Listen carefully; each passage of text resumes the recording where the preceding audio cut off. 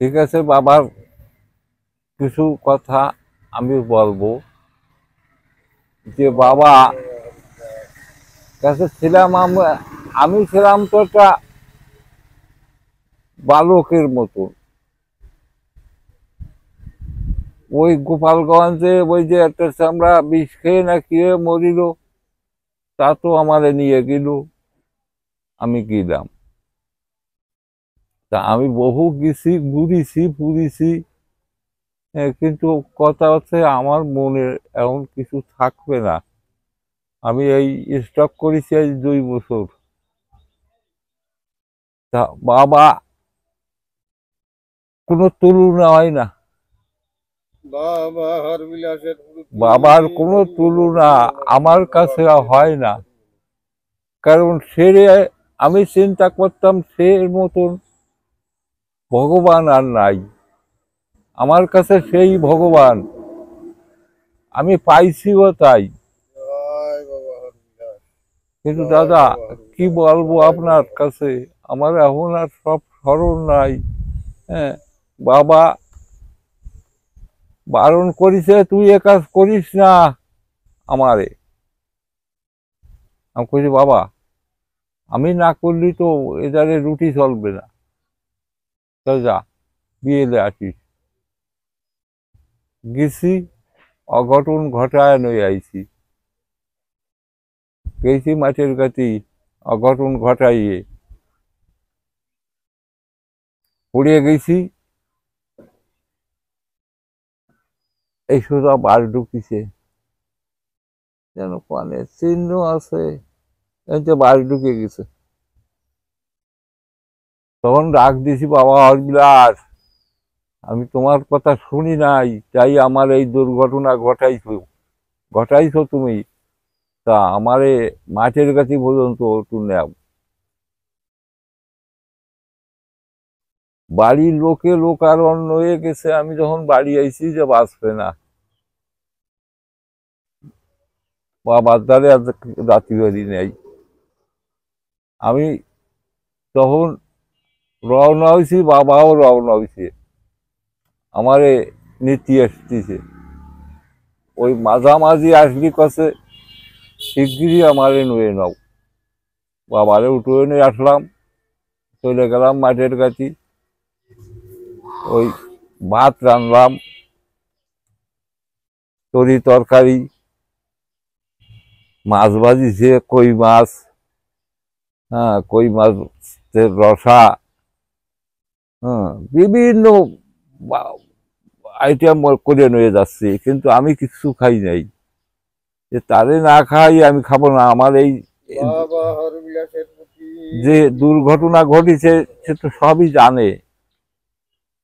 হ্যাঁ, গেলি যে দেখি লোক আইছে প্রায় 50 জন। এই তুর ওই দক্ষিণের চাইছে মোরা ওনরা, বিকাশ তুমি ওনাকে খাতি দাও। কিন্তু আমার হাত উঁচু করার কায়দা নাই, এনতে তো বাইরে ঢুকিছে।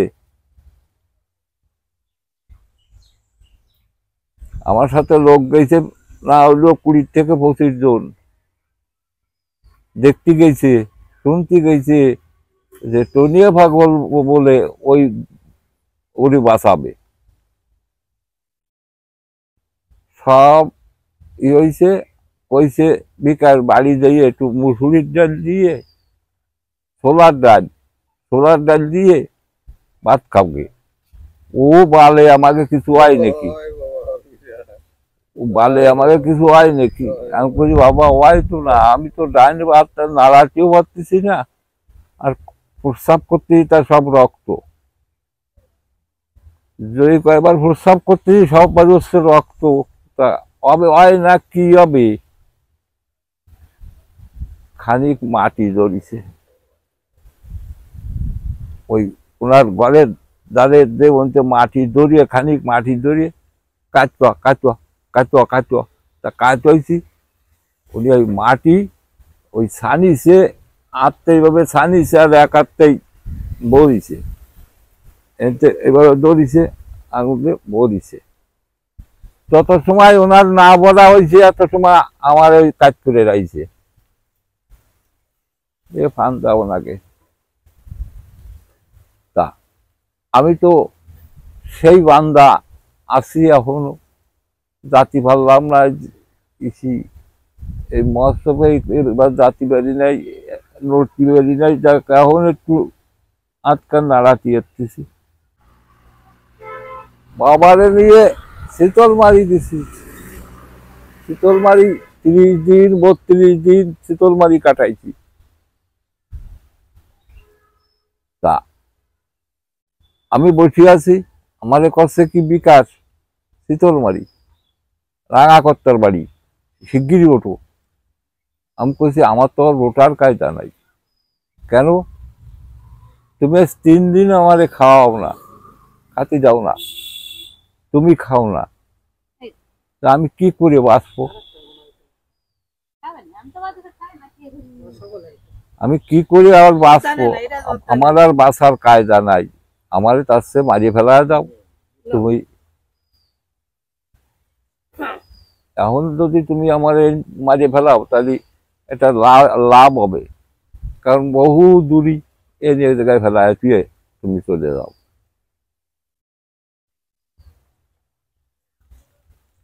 খাইছি ওই 3টের পরে, 3 দিনের পরে ওই করি সেটা জল দেওয়া নিচ্ছে এত কটা। বাবা আর কিছু জোগাড় করতে পারি নাই, বাবা করছে আমার বিকাশ, আর কিছু জোগাড় করতে করি ভারি নাই বাবা। এই যা জোগাড় করেছি এ খা। এক গাছ খাইছি, এক গাছ কি এত কটা মা, তবে এত কটা খাইছি। এর মধ্যে টের পাচ্ছি একটু ভাঙিয়ে চুরি আসতেছে। এক দামায় ভাত, এক দামায় ডাল, এক দামায় মাছ মাংস, এক দামায় পায়েস পিঠে, এই সব এক একজনে নিয়ে এসতেছে। তা মানুষ আসতেছে তারা প্রায় 100। বিকাশ দেখতেছ কিছু লীলা আরম্ভ হচ্ছে। মোট কথা 5-6 মিনিটের মধ্যে সব এসে শুইছে। রাঙাকর্তার বাড়ি, রাঙাকর্তা আমার বাড়ি আজ কি লীলা, বাবা কি লীলা আর দেখাবে। ওই দেখাইছে তারা সবাই নিয়ে সেই প্রসাদ খাইছে, বাবা আমারে খাতি দি নাই,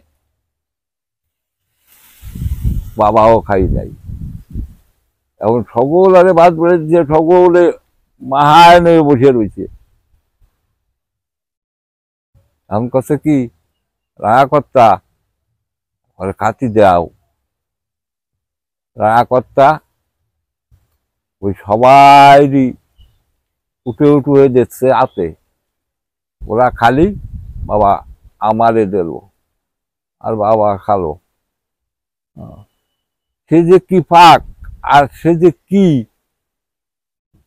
মোটা 3 দিন না খাওয়া, যা পাচ্ছি তা কেমন যেন রসগোল্লার মতন খাচ্ছি।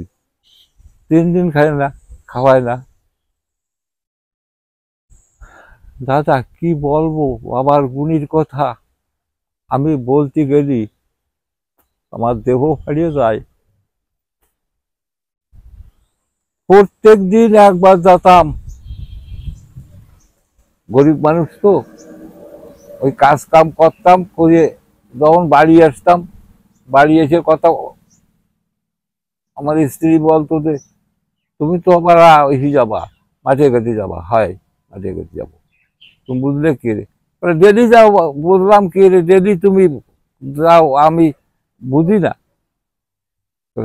তুমি কি অখুশি হচ্ছ নাকি? আমাকে বল। না, অখুশি না।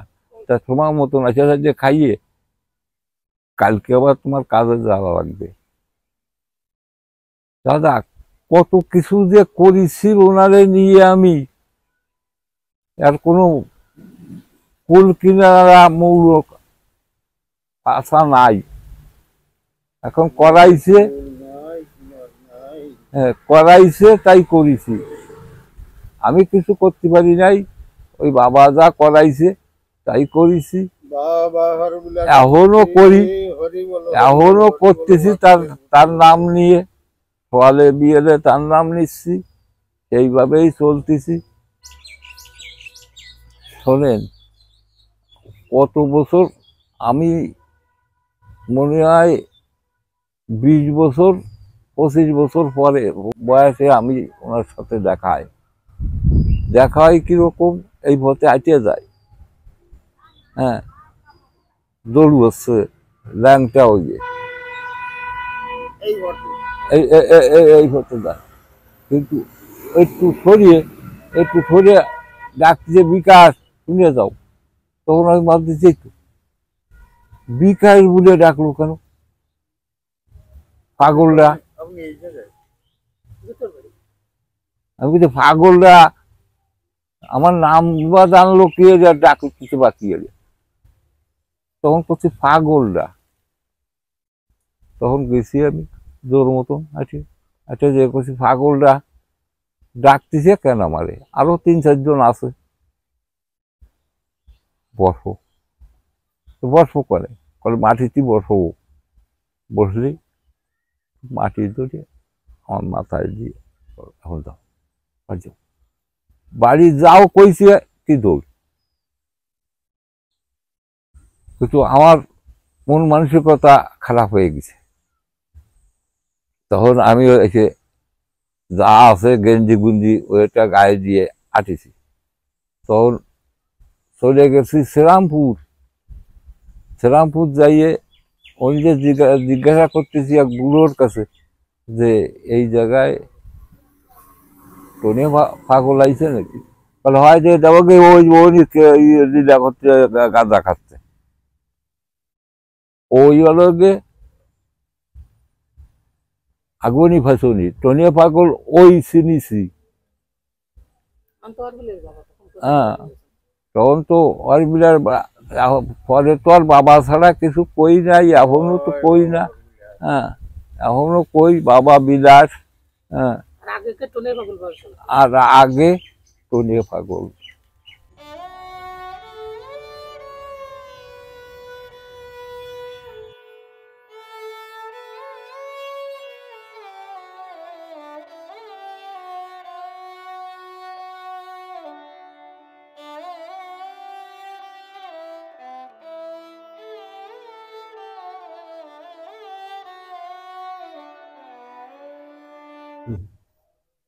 মহাভক্ত বা অন্তরঙ্গ ভক্ত বলতে যাদের বোঝায়, এই ওনার সম্ভবত নাম ছিল এমনি, মা বাবার রাখা হলো দেবেন। তো উড়কায় ঝলমুলের দিঘি আছে, জয় মা ঝলমুলেশ্বরী। কোনভাবে বাবার সঙ্গে ওনার সম্পর্ক এটি আমি শুনিনি, আমি ওটা বলতে পারবো না। দেবেন গোসাই, ওই ওনার নাম ছিল সম্ভবত দেবেন গোসাই। আর বাবা বলতেন রাবণ। রাবণ হয়, রাবণটাই আসল পরিচয়। তো ওটাও জানার দরকার, ওটাও দরকার। এই রাবণ দ্বারে নাকি বাবা বলে হটালেন যে দক্ষিণী জলমূলে কিসেন কাটতিস। আচ্ছা, কোনভাবে কিভাবে সম্পর্ক এটি আমি বলতে পারবো না। এমন সম্পর্ক হলেই এই যে বাড়ি যে কিসেন কাটা শুরু করলো জলমূলের ঠিক দক্ষিণ পাশে কয়েকটা বাড়ি রাখিয়ে আমাদের স্বর্গীয় জনার্দন মণ্ডল, উনি এককালীন প্রতাপের সঙ্গে উড়কে ইউনিয়ন চেয়ারম্যানই করেছেন। আর অনেকে করেছে, তো ওনার নামও স্মরণ করতে হয়। এনার জামাই এবার কৃতিশচন্দ্র মণ্ডল ওই পিরোজপুরের ছিল। তা সেদিক দিয়ে ওই জনার্দন বা দাদুর বাড়ির দক্ষিণ পাশে যে বাড়ি বংশটা, ওদেরও টাইটেল মণ্ডল, এনারও টাইটেল মণ্ডল, কিন্তু এক মণ্ডল না, ওরা আলাদা। তো উনি আবার এই দালালি করতেন এই ধানের। আমার স্বর্গীয় কাকা, এনার নাম হল অতুল চন্দ্র মণ্ডল, ওনার বাড়ি যে কিষেন কাটা শুরু করলেন। এই সময় দয়াল আমারে ওই একটু শিক্ষকতা করা স্কুলে থাকাকালীন উনি যখন কিষেন কাটা শুরু করলেন দক্ষিণী জলমূলে, ওনার যে অদ্ভুত আচার আচরণ, এইটি আস্তে আস্তে কানে আসতে লাগলো যে এইরকম একটা লোক এইখানে এসে অমুকের বাড়ি কিষেন কাটতেছে, এই করে। শুনে ওর প্রতি কোনো কৌতূহল আগ্রহ কিছুই ছিল না।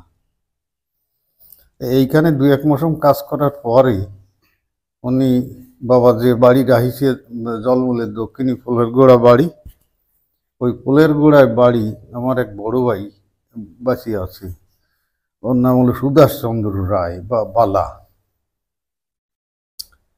ওদের সংসারে যেয়ে থাকলো কিষেন, ওখানে কয়েক মৌসুম কাটলো। তারপরে আমার জন্মদাতা বাবার সংসারে আসলো। বাবা অন্তে আমরা 2 ভাই এখন আছি এইখানে। আমার এই ছোট ভাস্বরীকে বেশি থাকতো এই রাবণদা।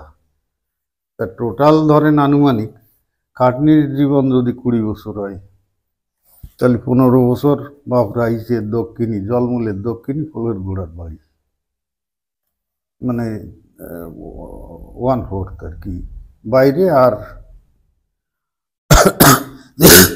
3 ভাগ হচ্ছে ওই ফুলের গোড়ার বাড়ি। আমাদের ওই শরিকি যখন যে কিষেন কাটা শুরু করলো, ওই রকম অদ্ভুত আচার আচরণ কাজের কাছে ঢেলে ওঠে হঠাৎ। আর কুটো দিয়ে বড় লম্বা নেজের মতো করে, লেজের মতো করে, ওর এক মাথায় আগুন ধরায় দিয়ে ওই পাড়ায় বুথ পোড়ায় বেড়ায়। তবে বাবা কিন্তু মুনি, জয় বাবা বিলাস, ওনারা দেখি উনি একেবারে বাবা গত প্রাণ বলতে যান তাই, মানে অন্তরঙ্গ ভক্ত ওনরাই। আমি আগে বুঝতে পারতাম না, কিন্তু ঘটনা হলো যে আমার বাবার সংসারে যখন আসে, ওই আমরা প্রার্থনা করতাম তখন টাইপ বেরো ছিল, ঠাকুর অনুকূল চন্দ্রের প্রতি হরি বলো হরি বলো হরি বলো, ভক্তের প্রতি হরি বলো। ওই ঠাকুরের যে প্রার্থনা সূচি, ওইটা একেবারে সাফা করে টানায় দেওয়া ছিল, তাদের টাইম টু টাইম আমরা প্রার্থনা করতাম। কিন্তু ওই যে রাবণদা,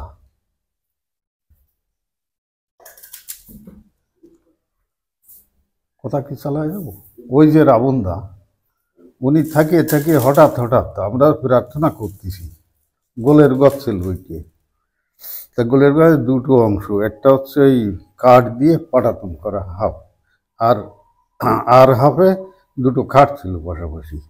তা আমি ওই খাটে বসে প্রার্থনা করতাম, আর ছেলের মা ওই যে পাটাতন করা, ওর পরে সিংহাসন, ওইখানে ঠাকুরের নাম দেন উপাসনা এগুলো করতাম আমরা নিয়মিত। তখন একেবারে কাটায় ওই নেট ক্ষেত ছিল, ওই ক্ষেতে গগলি ছড়াতো চিটি, ওই শীতকালে তো ওই গগলি দিয়ে ভরে দিল, বর্ষা গেল, ওই গুগলিটা পুষি সার হয়ে গেল, ওইটা কাটিয়ে আর পাড় ভাঙিয়ে যায় ক্ষেতের, ওইটা সুন্দর করে সাইডে ক্ষেত করতে হবে, এরকম একটা পরিবেশ। গুড়াদা দেখছি কোদাল নিয়ে দক্ষিণ দিক চলে গেছে। আমার সেদিন জ্বর, কথা গায়ে দেওয়া। গুড়াইদারে দেখেছি আমি শুয়ে ঘুরি বারান্দায়, যে গুড়াইদা কোদাল নিয়ে ওই দক্ষিণ দিক যাচ্ছে।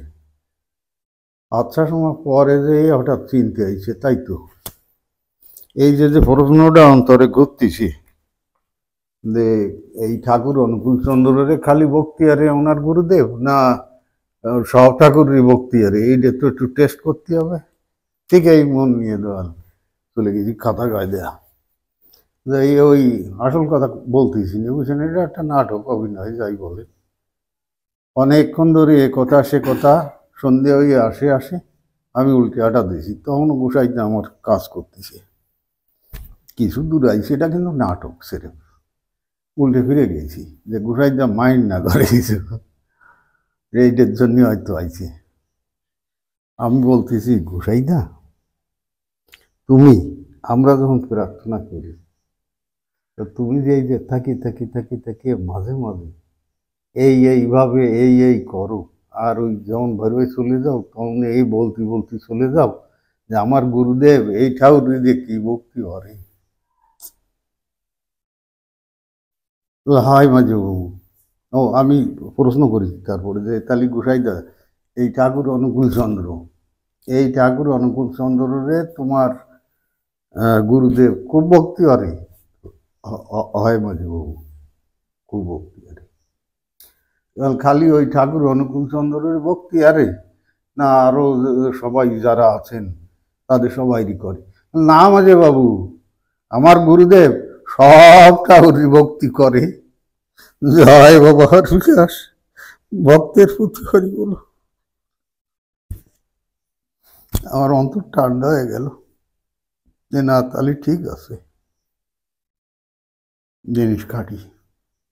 তারপরে তো ওই ভক্তদের কাছে শুনতে জানতে এটা একটু মনে হয় ভাব দিল জ্ঞান, তখন দয়াল বলাতে লাগলো। প্রথম অভিজ্ঞতাটা জ্ঞানটা আসলো কিভাবে, যে ওদের মুখ দিয়ে যা বলতেছি যা শুনতেছি তা সত্যি হচ্ছে। বলতেছে কিনা বাবা হরবিলাস, তাহলে মুখ দিয়ে যা বেরোয় তা সত্যি হয় কার মুখের বাণীটি? ব্রাহ্মণ, বাবা হরবিলাস ব্রাহ্মণ। যত ভক্ত ধ্যানতেই আসুক, বাবারে না জানালেও এই মন্দিরই যদি নিবেদন করা হয় বাবা তার উত্তর দেন। অন্তরের কথা তো তিনি জানেন, অন্তরের কথা যিনি জানেন তিনি তো বাস্তব ভগবান।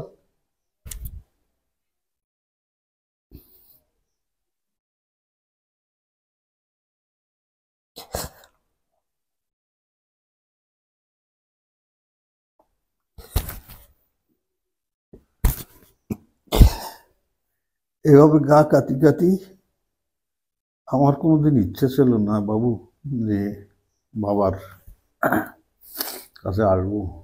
কারণ কি, ওই যে রামনদা তো ওই বাবার সংসারে থাকতেন, আবার তার আগে আমার ওই সংসারে ওই আর এক শরিকি, তাতে ওনার সম্পর্কে শুনিয়ে ওই যে গাছে ঠেলে ওঠে, ওই যে আগুন দিয়ে পোড়ায় বুথ পোড়ায় বেড়ায়, এটা একার গল একার মির মতো আমার মনে হতো। এই জন্য আমার ভর দিয়ে একদিন আমার বলছে ওই যে দাদা কিশোরী কি যে থায় গোসাইদা যে এই করে তা এমন করতেছে, তা তুমি যাবা দেখতি?